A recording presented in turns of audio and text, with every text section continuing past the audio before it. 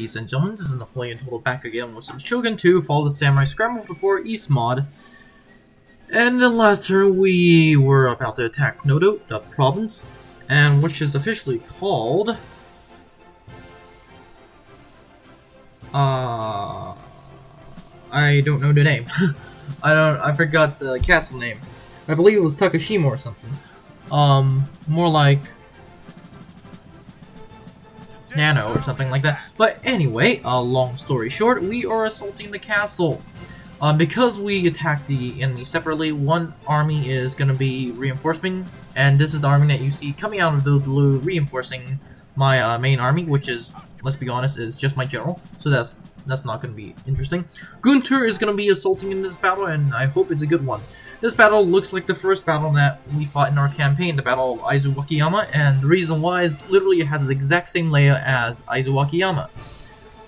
Literally everything looks pretty similar, nothing else. And you might be wondering, wait, why are we taking this fortress to be exact? We're not taking a fortress, we are taking more like a town, but like, we are taking this place because we're just trying to expand our, essentially colonial empire to how big as we physically can. As you can see on the battlefield, my bad. My troops are just moving up, prepared to open fire, and stuff goes around like that. Obviously, with most of these battles, I just start to ramble on about nothing, and literally because all these battles are kind of self-explanatory.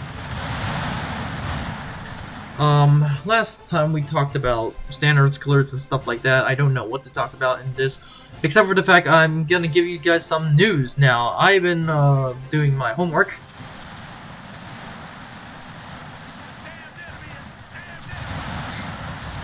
And when I mean homework, I mean, stuff on, looking at Discord around. And the good thing for you guys is that we're gonna have an update. The only bad thing is that the update is gonna be occurring in November, so you guys have to kind of wait. I hear it's a big update, a lot of stuff left and right, so it's very interesting. I'm very interested to see the update myself too, because will I be covering that? I don't know. I probably will, but just in case I don't, I will give my thoughts on it. From what I've been seeing on the development team, I have to give credits, my big thanks to the developers. Those who are currently working on this mod, thank you guys. These guys have been working like essentially overnight. I do not know what is propelling them, but whatever you guys are doing, continue it. Nice job. Very nice job. You guys are so fast at doing these moddings that it is essentially incredible how fast you're able to do this stuff. Obviously I don't know how to mod, so if you want me to mod, yeah, good luck. Yes, so we're gonna have an update in November. Thank you for the modding team for that. And as of right now, I'm gonna stop talking because there's a lot of gunfire.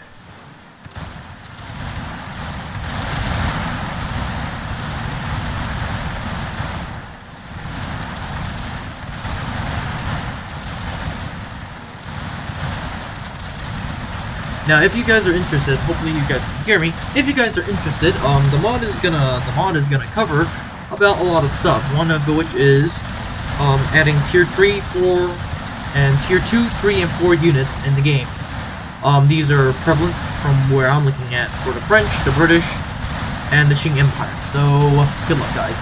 I do not know about any other factions because I'm not the modding team and don't expect me to know anything. So we're gonna have mod updates for Qing, the British, and French of tier 2, 3, and 4 units. So that's gonna be wonderful. Obviously, I haven't seen the models except for some of the Qing units, and the reason why is actually I don't have a reason why. But as you can see right now, we are continuing to assault the fort. Is there anything wrong with it? No. You can see this unit going forward and going to burn the tower eventually, but yeah, stuff like that goes around.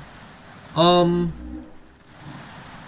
I have a problem with this mod? No, not really. I really like this mod, except for there are some glitches left and right. Some glitches that we will eventually talk about, and hopefully we will talk about in this series. Yes. Everything else is fine. personally, I really like this mod. I'm also interested in the Carlos mod, and it's going to be coming out by Izzy.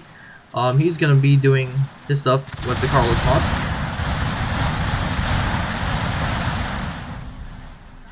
And with that, me finishing, the battle was essentially won.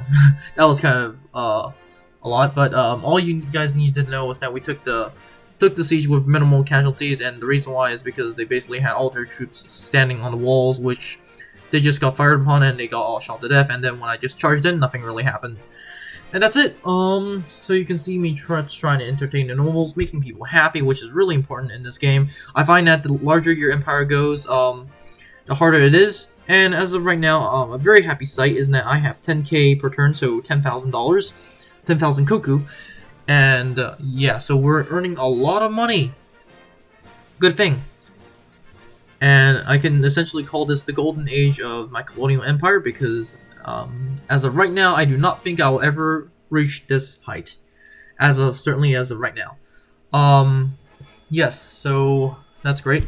A German muzzle leading smooth more. Gluer muzzle. Gewehr's muzzle. My bad. What the? Gewehr muzzle, of course that's preferred because that gives us accuracy and stuff like that, whatnot. And let's continue on. Just waiting to see the provinces. Obama is at peace. Yes, Obama. Obama, for those who are like just gonna pull out those jokes of Obama, yeah. It's actually a faction in Shogun 2, original Shogun 2. It's playable. You want me to play as them? No, I really prefer not. They are interesting, but they're not amazing, if you know my meaning. Just guys, please don't give me Obama jokes. Although, once again, I always like to say, anything that you write, I'll read. So yes. What is right now? The developers are doing their stuff, so yes. As you can see on the map, the British Empire has grown significantly. Why is that so funny? As of the last time we saw them. As a matter of fact, we're just gonna continue scanning out to see what other factions there are, stuff like that. The Satsuma, stuff like that. Yes, the Fuki to be exact, the Fuki are the ones that have this massive army in the field. Decides to move back, and the Wakiyama decides to push into my territory. The Numata decides to assault my army that is besieging it. And as you can see, we're deploying an army with cannons. Isn't that obvious, guys? Almost every army that I have as of this point has some sort of artillery, whether it's mortars, cannons, or field guns. Cannons and mortars. Cannons are essentially these guys. And the game uses a specific distinction for cannons. And yes, usually the Americans call them their guns cannons, but they have a classification system like 6-pounder, 12-pounder, stuff like that. And for those that haven't watched my recent videos, 12-pounder, 6-pounder literally stands for the weight of the shell. So a 6-pounder gun fires a 6-pound shell. That should be self-explanatory. And speaking of which, our enemy is going to be another Japanese faction. Surprise to absolutely no one. They're going to be mainly sporting infantry plus some cavalry. And when I mean infantry, I mean in this battle they sport a lot of infantry. For some reason in the game, the Japanese factions really like to deploy cavalry. Either that or they deploy a lot of samurai. No surprise there. But like, yeah. Cavalry, technically, I'm actually afraid of cavalry sometimes because, like, okay, unless you know how to deal with them. Once off the bat, you have to put stakes and stuff like that. Another thing that I'm starting to realize with fighting with cavalry in general is that either your units will, okay, so basically how it works is that your units shoot first because the second they are range, and the first volley is not so good because they're so far away, they're charging straight at you. The second volley hopefully is better and stuff like that. However, the problem is by the time the enemy fires the second by the time your guys fire the second volley, you're pretty much right in front of the enemy. I mean that literally. So, I haven't tried this actually, but I suggest you, those out there who are experimental, try something like hold your fire until the enemy is halfway within your range. Is it risky? It is very risky. Or you can try to hold fire until the enemy is literally right in front of you. Obviously, that requires a lot of micromanaging, and yes. But if your unit is like a lifeguards, then don't even bother because they're just gonna fire 2 or 3 rounds before the enemy actually charges on you. For example, this unit. If the enemy charged in like right now, right then, right there, it could have gone through the stakes. Well, obviously most of them will die due to the stakes, but that just plowed through my troops. Is that a good thing? For them, no. For me, also no. But as you can see, stuff like that happens. On my left flank, the enemy has charged their cavalry once again. My men have taken not significant casualties, but some casualties. Nothing big, nothing scary. But stuff is happening. Now, as you can see, the entire enemy flank is just charging straight at us. My artillery just switched to canister shells, and hopefully they will do their best to mop up the enemy. As you can see, the enemy charges straight into stakes and into open firing. Most of them get shot while they are charging by my guys, but most of them are killed by the stakes. More fire just up and down the line. Sometimes I realize that these guys are not focusing their fire on the cavalry, which is scary enough, but they're focusing their fire on like the infantry right behind them, which is kind of stupid. From the enemy's perspective, they have these Portuguese matchlocks, which once again I'm not suggesting that if you have the choice between European guns and Portuguese matchlocks, obviously you go for European guns. And when I mean European guns, I mean muskets. And as of right now, I think our army, at least for all major European factions, are still using the standard musket.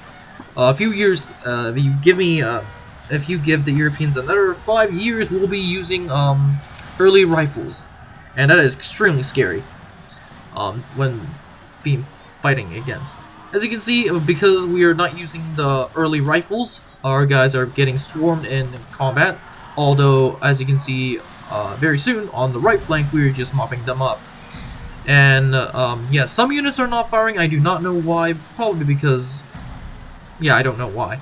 It's a glitch sometimes there and there. For some reason, Shogun 2, you really have to move up to open fire, which is really a pain. Bows don't really have that problem because bows can just literally shoot everywhere.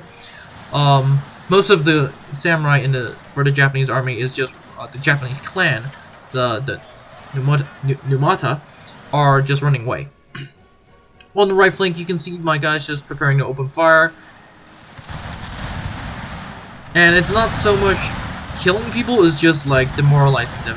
And the reason is simple because like getting fired on the flank is very scary, is very devastating. Which historically is accurate because thinking about it, if you get fired on the flank, you're more than likely to get just like freaked out and just run away. Same thing for charging in the flank, because obviously being charged either on the flank or being charged in the rear, those are big morale killers, especially in combat. So yeah, that's scary. As you can see here, bowmen, Japanese foot samurai, foot bowmen, I believe, bow samurai, I think that's the official name, are getting just shot to pieces as I effectively win the battle. The casualties is pretty unique. We've lost 888. We lost 2 units, 2 full stack units, the one that was getting charged.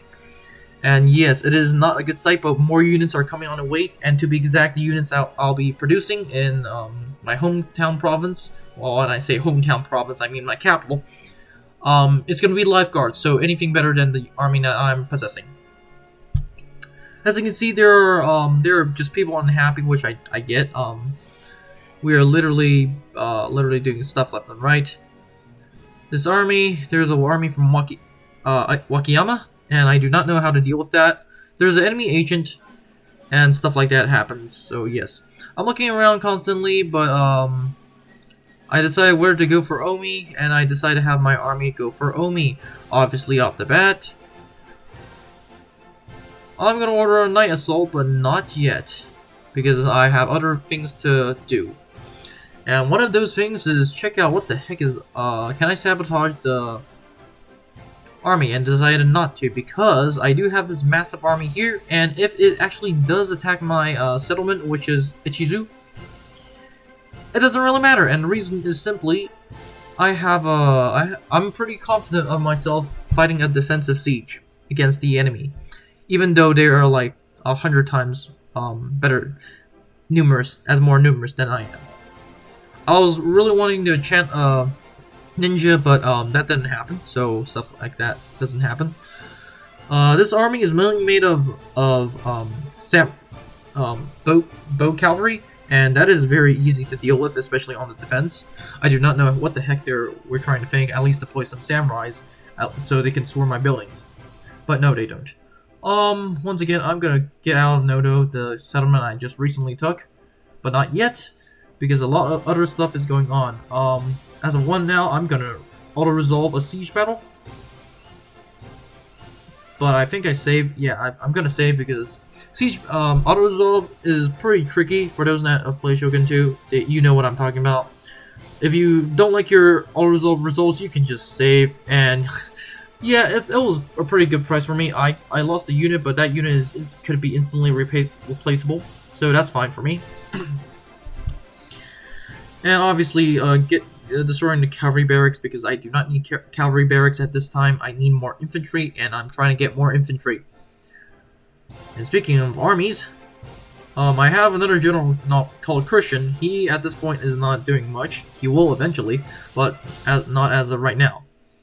Once again, I'm going to order more lifeguards, and because lifeguards are so insane, and because I'm currently earning way more money than I should be, so yes.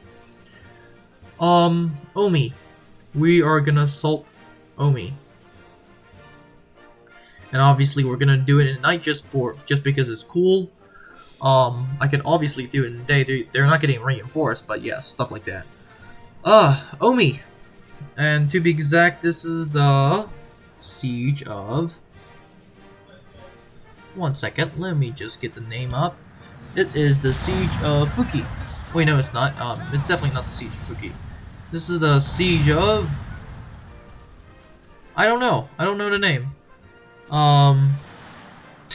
That's nice for me. I don't know the name. And yeah, it's probably Otsu or something like that. But anyway, our guys are just gonna be blasting the heck out of the enemy. Speak of the devil. And yeah, so we're just gonna be blasting them away. Anything else I want to talk about precisely? Well, most of these battles are pretty boring. All you guys really need to know during these episodes is the fact that I'm just continuing to expand. Talking is very hard for me for some reason today. So yes.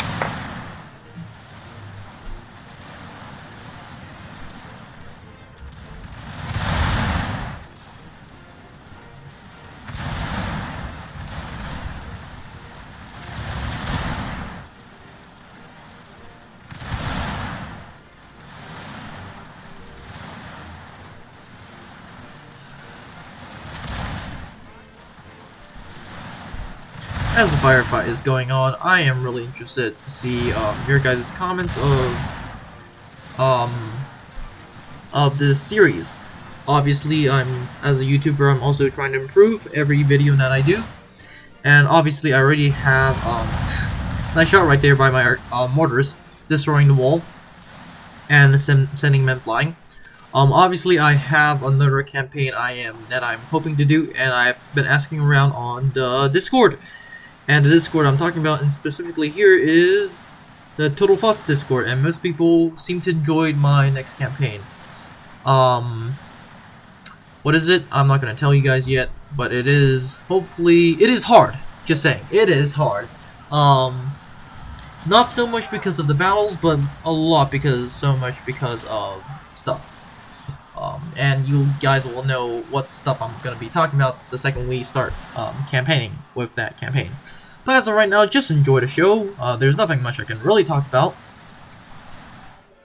Unless I think of something, of course. Oh yes, now I actually thought of something.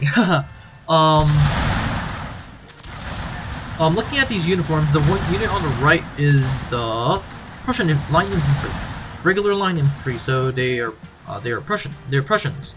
Obviously, all these Prussians, they're all Germanic-speaking countries.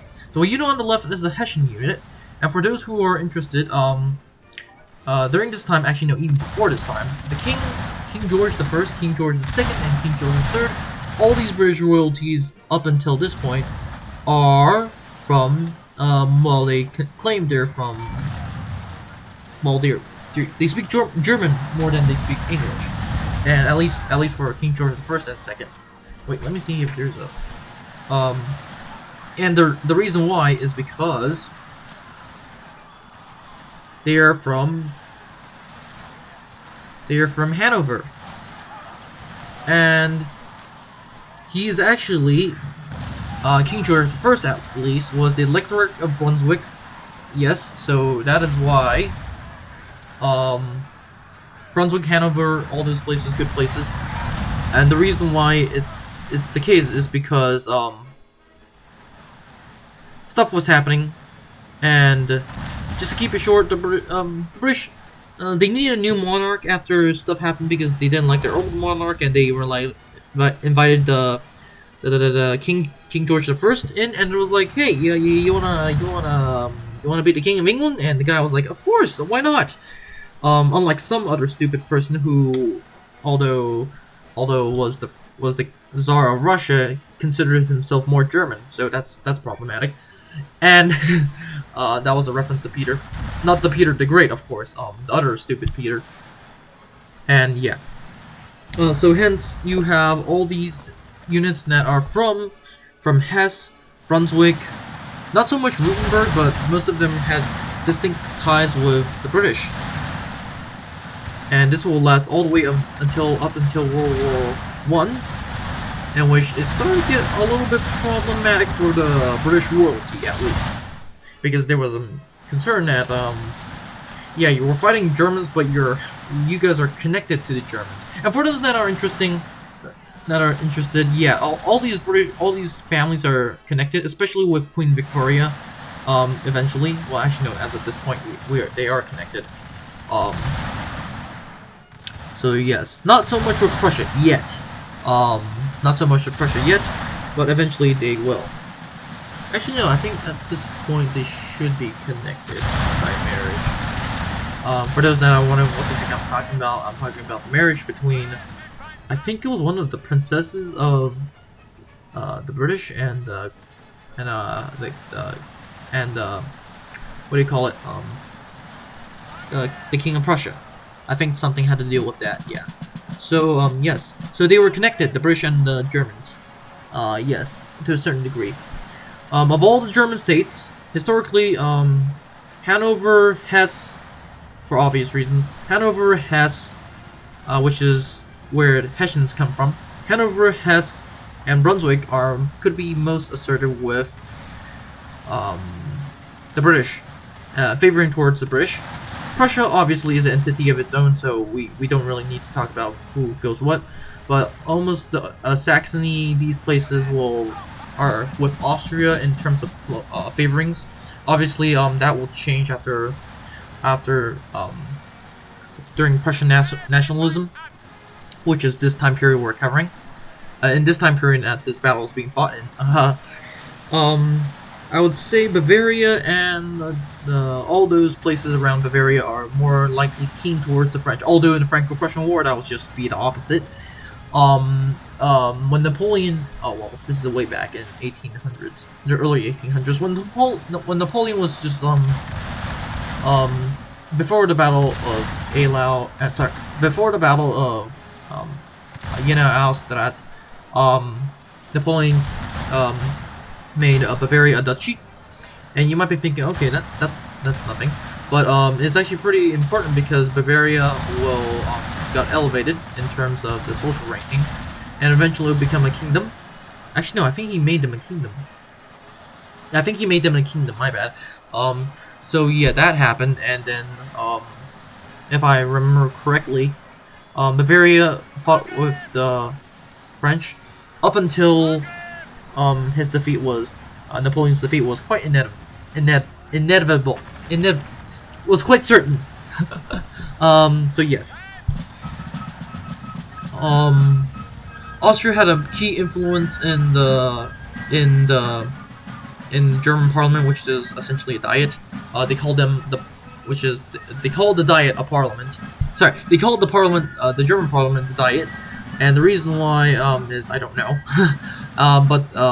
And the Austrians had much influence because remember, guys, Prussia and all those essentially duchies like Bavaria, Hesse, Saxony kingdoms, small kingdoms, duchies, whatever you want to call them, were part of the Holy Roman Empire. Now, if you want to be Mr. Voltaire on me, it's literally the non-holy, non-Roman, and not an empire. Definitely not an empire. And the reason was because those people were just like a bunch of states, and they were like, yeah, sure. Surprisingly, okay, this goes back to a long time, during the 1600s. Surprisingly, King Charles the 1400s, my bad. King Charles V of the Holy Roman Empire actually defeated the French despite being a not holy, not Roman, and not an empire. Obviously, he was also the king of Spain during that time, in which, just to give you how screwed up things were back then, European royalty were so like connected to one another back then. As of during this time period in the 1860s, it's not that connected, but it's still pretty dang connected. But back then, it was way connected, way too connected. As you can see, my guys are just storming through, and then we're just storming through. I can't really explain anything else. But most European monarchies are connected in one way or another. Is there anything else? Yeah, all these German principalities will eventually be united into this German Empire. Now, there is a problem, especially during World War I, the First World War, the Great War. And during that time, Germans were not really unified, and it wasn't that bad compared to Franco-Prussian War, in which, although stuff was organized, it was way organized. I would dare say way organized when Germany entered the First World War. And speaking of wars, we just destroyed another castle, and we entered it. Yeah, most of the kills, or surprise, surprise, to absolutely no one, is done by lifeguards. Why is that such a surprise? Sorry, why is that not a surprise? Oh, maybe because these guys are the best killers in the army. Yes. Anyway, yeah. Obviously, I need to get rid of cavalry barracks because cavalry for me is not that great compared to Japanese cavalry. Although I rather prefer colonial cavalry every day besides Japanese cavalry, and the reason why is because they look professional. If I was playing a campaign with the Takeda, then never mind. I'll just pick the Takeda cavalry every time because they look cool. Obviously, my bases are, especially for making YouTube videos, does it look cool? If it looks cool, it's gonna be on my channel. Obviously, if I was playing a campaign by myself, I obviously will not be doing that. I'll just focus on how do I win as quickly as possible. And the reason why I like to do things as quick ASAP is because I do not like to wait. For those that know me, I'm kind of impatient. A good thing and a bad thing. Yeah, it's pretty much a bad thing. But anyway, we are just continuing to go on. This is, guys, once again, the golden age of my empire. Literally, I'm making 10k a turn, almost 11k, 30 koku, and then it's 11k. But once again, I am building up an army, so that's interesting. Marines are way better than colonial line infantry, but Marines have the downside of being 160 guys, which once again you can argue that you should just get colonial line infantry. But yeah, I haven't been using Marines not that often. What else is going on? Stuff is going on. Enemy region, Echigo, Suruga, Autumn. Stuff like that. I'm exempting places from taxes, and I'm destroying barracks for cavalry. Why, guys? Please. Railroads are being built left and right, but we're not going to be talking about that because not a lot of people just like to talk about railroads. The enemy decides to park themselves right next to me, and I'm just going to auto-resolve the battle. They mostly have cavalry, bow cavalry, and katana cavalry Ronin. Obviously, both of them have been modded in by the modders, so thank you once again, modders. What else? Nothing else. This province is pretty happy with me. I'm gonna get some cadet schools running because I need infantry, and infantry in Fall of the Samurai at least, and in this mod of course, are very overpowered. To be exact, how do I put it in a nice way? Cavalry is underpowered because unless you're fighting a traditional army, which then it's not overpowered. Then cavalry is overpowered. But if you're fighting a modern army, when I mean modern, I mean with guns blazing and stuff like that. Yeah, it is not. It is not. It is very. Cavalry is pretty much useless if you know how to use your infantry correct. If you don't, you're pretty much screwed. Like cavalry is very useful in my case especially in these battles for running down the enemy. And the reason why I say that is because historically the use of cavalry was to run down the enemy.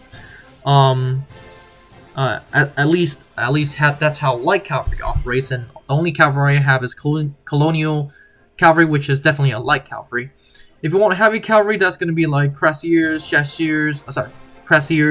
lifeguards, dragoons, depending on the nation you're talking about. Obviously, for some countries, dragoons are larger and stuff like that. Obviously, I'm going to talk more about cavalry in a few other episodes, but for those that are interested, I could talk about it right now. So, in the campaign that you will eventually be seeing me, I'm going to have this entire spiel about cavalry, but for those that are interested, I'll just tell you guys right now.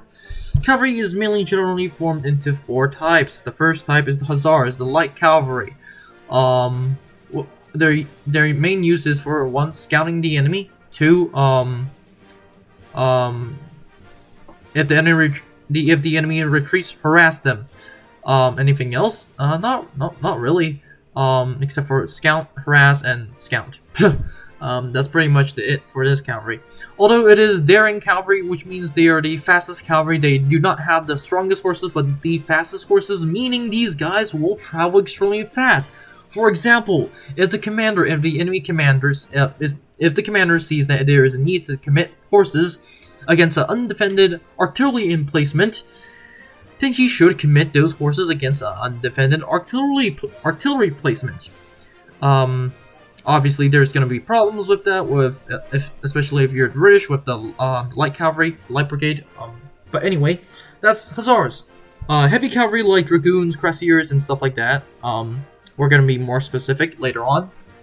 Cuirassiers are the ones that are having these heavy breastplates. Prussia doesn't have them in the name, but it has a similar unit because cuirassiers are obviously a French term, and that's a big spoiler for those that are wondering which campaign I'm going to be doing. But cuirassiers are going to be a spoiler, and cuirassiers are going to be like these massive guys on massive horses, the strongest horses with the strongest guys on top of them, and they're literally used as this like a a Napoleonic tank. Their arm is literally more reminiscent of the ancient days, and when I mean the ancient days, I mean like the Roman eras, the classical antiquity eras. And yes, that their goal is just to charge straight through the enemy and do as much damage as physically as possible. Dragoons are guys mounted with guns, and horses, men on horseback mounted with guns. Originally, their purpose was to dismount and then stuff like that, but over the years, variations will change. Some countries will prefer this and that and stuff like that, so it's going to be problematic. And finally, the final type is the Lancer, and obviously, as the name suggests, you will be armed with a lance. And different countries call them different things, like the Russians will call them Uhlans, the Prussians will also call them Uhlans, and the French will call them Lancers, and stuff like that. And anyway, that's it for my spiel. There's nothing else much to talk about.